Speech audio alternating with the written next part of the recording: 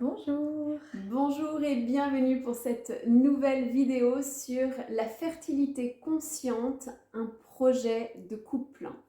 Une vidéo qui fait suite à d'autres vidéos que nous avons mis en ligne sur le même thème. Donc la première étant la fertilité masculine, la deuxième la fertilité féminine et nous abordons aujourd'hui naturellement la fertilité combinée de l'homme et de la femme avec tous les enjeux et toute la richesse que ça représente. Nous avons vraiment à cœur aujourd'hui de vous donner des clés concrètes pour nourrir et prendre soin de votre fertilité partagée. Je suis Amandine Guyot, naturopathe et ridologue masseuse spécialisée en massage Chinetsang, Shirodara et drainage lymphatique brésilien. Et en naturopathie, j'accompagne particulièrement les thématiques autour de la fertilité et de la périnatalité, que ce soit de l'homme et de la femme. Je suis Ségolène Audrin, psychosomatothérapeute, praticienne en Shinetsang. J'enseigne la symptothermie sans y-plan, le Qigong, le Tao de la femme, le Tantra. Et aujourd'hui, on se voit ensemble dans le cadre d'ACNAT, accompagnement naturel, c'est notre bébé. Et oui, c'est notre cœur de sujet, c'est notre bébé, c'est la résultante de notre complémentarité. Et avec comme cœur de sujet la PNA, la procréation naturellement accompagnée. Aujourd'hui, définissons ce qu'est la fertilité. La fertilité, c'est notre capacité naturelle à donner la vie, à concevoir. Et nous avons aujourd'hui à cœur d'aborder cette notion de conception consciente. On va le voir dans un instant. Je voudrais préciser que la fertilité, le déroulement naturel du cycle menstruel, de la spermatogénèse, sont vraiment des indicateurs de bonne santé. Oui, il est vrai même qu'en naturopathie, moi je parle souvent pour la santé de la femme du cycle ovulatoire qui est un pilier fondamental de la santé de la femme. Et pour l'homme, la spermatogénèse, la qualité de sa fertilité dénote aussi une vitalité de terrain. Donc au-delà même de fabriquer un bébé, eh bien tout ce qui se passe au niveau du système reproducteur et de la fertilité est un réel témoin de la qualité du terrain, de la santé globale de l'homme et de la femme. Autour de la fertilité consciente, les notions de connaissance de soi nous paraissent essentielles. La symptothermie sans y-plan nous aide beaucoup à comprendre et redécouvrir comment fonctionne notre corps, comment fonctionne le corps de l'autre, comment fonctionnent les différents cycles, quels sont les indicateurs de fertilité, comment les observer, comment déterminer avec précision les phases fertiles et infertiles. Ces notions-là vont être très précieuses, que ce soit dans un projet de conception ou de contraception. C'est vrai que c'est une excellente base pour accéder à cette connaissance de soi et je dirais même pour accéder à la connaissance de son terrain en naturopathie parce que de notre complémentarité de pratique est apparu que la symptothermie était un outil précieux pour moi en tant que naturopathe également. Parce que cette connaissance et cette conscience dans les cycles permet d'accéder à des éléments de terrain qui permettent de mettre en lumière les états d'équilibre ou de déséquilibre. Donc de la connaissance vient la conscience et de la conscience vient les leviers qui apparaissent pour bien soutenir la santé, la fertilité de la femme, mais aussi de l'homme, de comment ils vivent cette fertilité combinée au quotidien. Donc c'est un réel outil naturopathique qui, moi, m'aide après à soutenir le terrain de chacun en individuel. Et je trouve ça passionnant de combien tu adaptes même ton accompagnement naturel aux différentes phases du cycle. C'est dire combien c'est précis, Oui. personnalisé et même adapté aux différentes saisons de la fertilité. Exactement. L'accompagnement naturopathique pourrait être vraiment différent en fonction de la phase du cycle auquel on est, en fonction de la période de vie de la femme et aussi à la période de vie du couple et du projet du couple. On n'accompagne pas pareil en fonction de la phase de vie et on accompagne aussi différemment en fonction de chaque terrain de chacun. Et ça, c'est un outil précieux. Mais le tunnel de sang aussi est un outil précieux en ce sens-là, dans la notion d'être en conscience dans cet espace intérieur, de voir toutes les émotions qui habitent, de voir tout ce qui s'y passe en fait dans ce cerveau émotionnel, dans cet Mhm. espace de digestion globale, énergétique, physique, psycho-émotionnelle. Et on l'a constaté plus d'une fois au cabinet à quel point c'était un outil puissant pour aussi lever les blocages et Mm. ouvrir l'espace et aider à faire circuler de nouveau. Ouais, j'ai vraiment de nombreux exemples de personnes venues me consulter pour voilà, un projet bébé qui tardait à venir et qui, suite à un Shinetsang, ont vraiment pu mener à terme ce projet-là voilà, de conception consciente, d'accueil d'un bébé, d'une famille qui s'agrandit. Donc oui, le Chinetsang est vraiment un outil à notre service très très soutenant.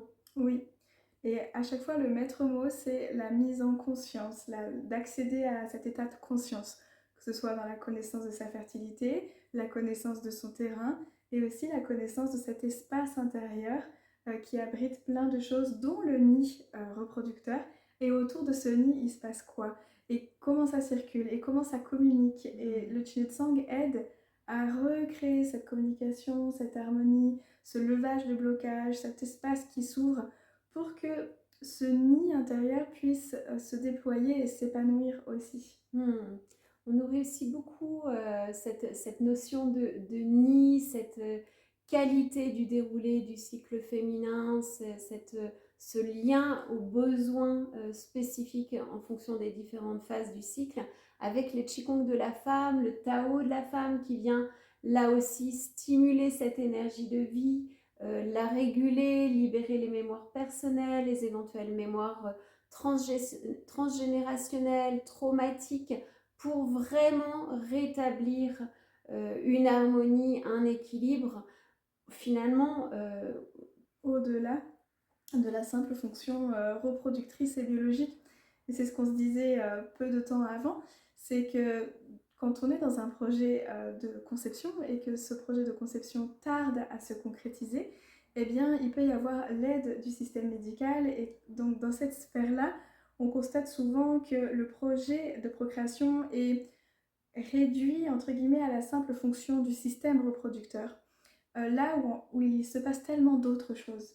Et où le projet bébé, ça vient chercher une notion très globale, extra-biologique. Et on a à cœur, nous, de proposer des outils qui, d'une part, vont soutenir le système reproducteur, les déséquilibres hormonaux, si la personne a des troubles de la fertilité ou des troubles hormonaux comme dans l'endométriose, du SOPK, ou un stress chronique qui va impacter la spermatogénèse chez l'homme. Évidemment, on prend en compte cet aspect biologique pur avec un accompagnement individualisé. Mais dans ACNAT et dans la PNA, on prend aussi en compte tout le nid dans sa globalité, tous les facteurs extra-biologiques qui sont autant importants et que le système médical ne peut pas s'attarder dessus. C'est pas mauvais ou bien, c'est juste qu'ils ne peuvent pas s'attarder dessus, ce n'est pas leur cœur de métier. Oui, ça demande du temps, ça demande des compétences, une écoute, une attention. Et c'est vrai que j'ai de nombreux exemples de couples vraiment étiquetés comme infertiles qui, suite à ces démarches de reprise de confiance en leur capacité naturelle à donner la vie avec la symptothermie sans y-plan, de levage des blocages, comme tu l'évoquais, en psychosomatothérapie, en Chinetsang, après avoir soutenu le terrain, finalement se retrouvent à donner la vie au naturel et même en abondance. Et ça, c'est un nombre important de couples que j'ai pu accompagner dans mes débuts et qu'on accompagne ensemble depuis plusieurs années. Avec des bébés qui sont arrivés. C'est ça, hein, des bébés vraiment longuement désirés et qui ont pu être accueillis. Ouais, qui sont grande source de joie pour nous aujourd'hui parce que de près ou de loin, à un certain niveau de besoin de soutien, eh bien, on sait qu'on a pris part aussi à cette histoire de procréation. Ce sont nos bébés ACNAT. Un petit peu. En partie. Et donc pour justement aussi ces couples qui bien heureux arrivent à concevoir naturellement, eh bien il y a aussi des couples qui ont besoin de ce soutien médical. Et c'est complètement complémentaire. On peut vraiment accompagner, soutenir, Ouais. potentialiser en fait ce qui se passe au niveau du soutien médical Mmh. et nous venir nous imbriquer au bon endroit pour le couple. Ouais. Ce qui revient souvent, ça peut être un sentiment de solitude de la femme qui va avoir beaucoup d'attention, qui va recevoir beaucoup de traitements De médicamenteux, stimulation. voilà, et puis qui porte un peu l'enjeu de porter la vie et d'y arriver et que la grossesse se tienne et se maintienne. Mmh. Donc il y a quand même une grosse, un gros Ouais, une centrage. grosse pression et souvent pour l'homme, un sentiment d'impuissance, se sentant extérieur, ayant du mal à identifier quelle place prendre dans ce projet de conception. Et c'est vrai que dans notre accompagnement naturel et plus spécifiquement la PNA, procréation naturellement accompagnée, on a à cœur que de vous recevoir chacun et ensemble pour vraiment ouvrir un espace de dialogue dans le couple qui permet de faire le point de où est-ce que vous en êtes chacun et ensemble sur ce projet possible de conception, quelles sont vos difficultés, quels sont vos rêves, Quel est l'espace, c'est temps ça, accordé à ce projet qui, encore une fois, n'est pas réduit qu'à une simple fonction biologique, mais c'est aussi quel est l'espace de ce projet dans la vie quotidienne du couple. Et c'est vrai que les troubles de la fertilité ne concernent pas que la femme. On l'a abordé dans la fertilité masculine lors d'une précédente vidéo, qu'il y a tout un spectre de troubles et de vulnérabilité dans la fertilité de l'homme. C'est important aussi de redonner cette pleine part à l'homme, d'être aussi soutenu dans sa fertilité et que lui aussi puisse sentir que il prend part à ce projet et que c'est pas sa partenaire de vie qui va recentrer tous les efforts, tous les enjeux et toute la pression, mais de donner l'opportunité à l'homme de se déployer et de s'épanouir aussi dans ce projet.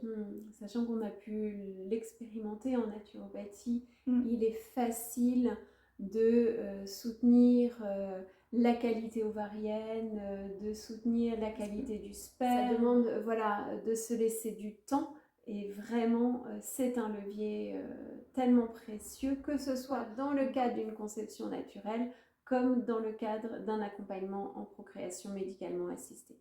Oui.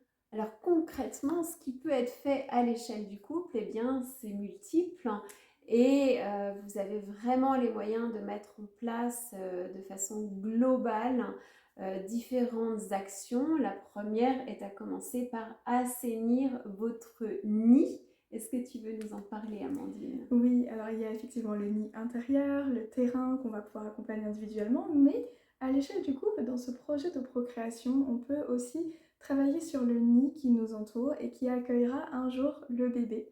Et donc en naturopathie, on peut faire des choses qui vont bénéficier autant à l'homme qu'à la femme. Donc par exemple, comme on l'évoquait, éliminer les polluants qui sont pourvoyeurs de perturbateurs endocriniens. Donc ça peut être attention aux ustensiles de cuisine, toutes les matières un peu téflon, siliconées, qui contiennent énormément de perturbateurs endocriniens et qui peuvent autant perturber le système hormonal de l'homme et de la femme. La qualité de l'eau est essentielle, à boire une eau filtrée, une eau de qualité, une eau qui n'est pas remplie de pesticides ou de perturbateurs endocriniens, encore une fois. Ça peut être également la pollution électrique, électromagnétique, donc d'éloigner le téléphone de sa table de chevet, de faire attention à tout ce qui est ondes, dont particulièrement les hommes sont très sensibles au niveau de la spermatogénèse. Éviter le téléphone Dans la portable dans la poche, mettre le téléphone un maximum en mode avion et à distance.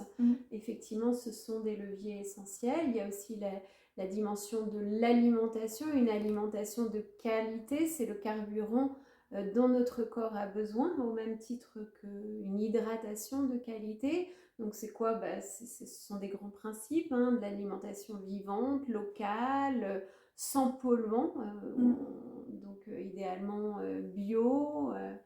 En consultation, il pourra même être possible d'aborder une alimentation adaptée à la période du cycle de la femme, dont l'homme peut vraiment bénéficier aussi. Et donc là, on rentre plus dans le détail et dans l'individualisation. Ouais. Mais c'est très porteur à l'échelle du couple de se vivre ensemble en conscience dans une alimentation de qualité.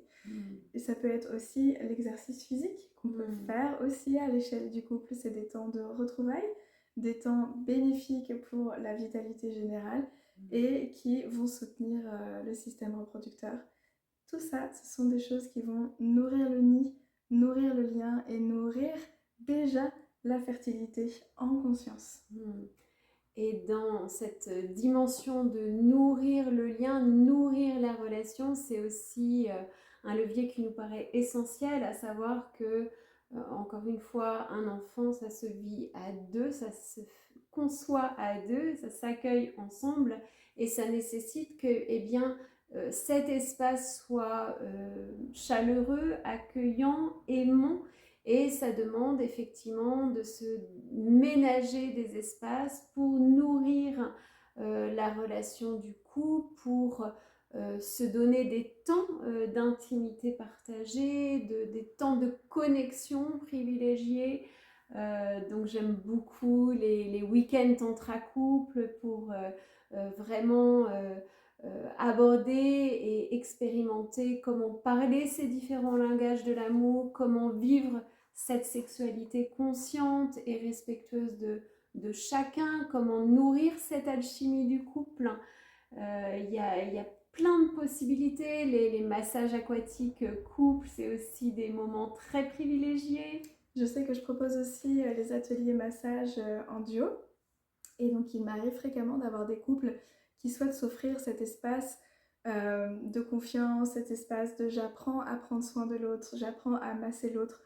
Et il y a un réel partage et c'est très beau à chaque fois ce qui se joue parce qu'il y a une connexion, il y a un plaisir et ils repartent avec des outils pour vivre des instants, des bulles de bien-être ensemble. Et clairement, le contact physique est un langage d'amour vraiment précieux qui effectivement, au service de la relation, va permettre d'être plus détendu, plus disponible, de nourrir le lien, de possiblement préparer une connexion plus intime pour possiblement concevoir en conscience. Exactement. Parce que créer la vie est vraiment indissociable de la notion d'amour. Nourrir les langages de l'amour, c'est aussi nourrir l'alchimie de la vie, se donner cet espace d'accueillir le fruit de l'amour aussi, qui est un enfant. Et ça permet de réouvrir le champ de la communication, là où souvent le système médical peut créer comme une dissociation en décorrélant l'acte de création de la vie avec cette alchimie de l'amour qui anime le couple au quotidien. Et il y a toujours quelque chose d'insaisissable dans la création de la vie. Parfois, on barde de tellement de choses pour nous accompagner et nous soutenir. Il y a toujours un élément qui nous dépasse, qui ne nous concerne pas, qui est insaisissable. Et je trouve intéressant cette notion de nourrir les langages de l'amour, parce que c'est une histoire d'amour qui se joue là. Ouais. Et c'est vraiment important de garder ça à l'esprit et d'en prendre soin. Je rencontre trop de personnes qui sont dans ce projet de conception et qui, au gré d'une consultation, vont oser nommer que depuis plusieurs mois, plusieurs années, il n'y a plus d'intimité partagée. Et c'est triste, c'est tellement paradoxal par rapport à ce projet de co-créer ensemble. Et effectivement, co-créer ensemble, eh bien, c'est un enfant, mais ça peut être au sens beaucoup plus large du terme, et ça demande de la disponibilité, du temps, ça demande de prendre soin, vraiment d'instaurer ces moments de qualité au service de la relation.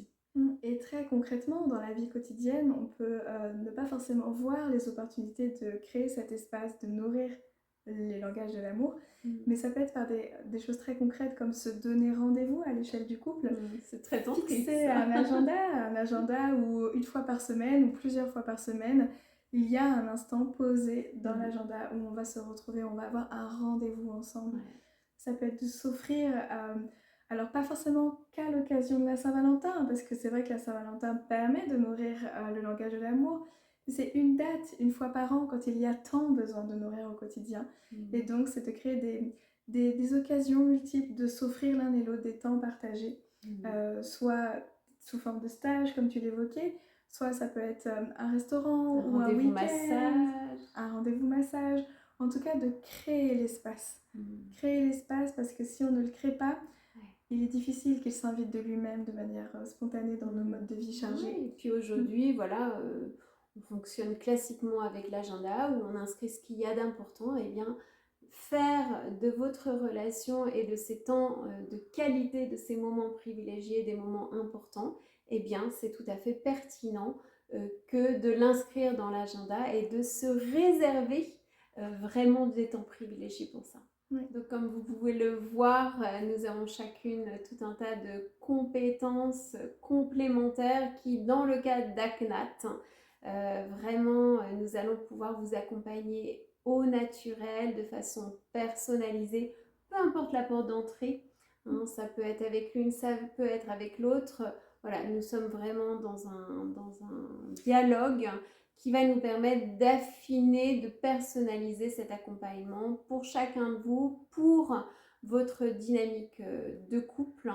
On peut retrouver Amandine sur Beaufou ou en visio, moi sur Nantes ou sur les stages collectifs en Bretagne.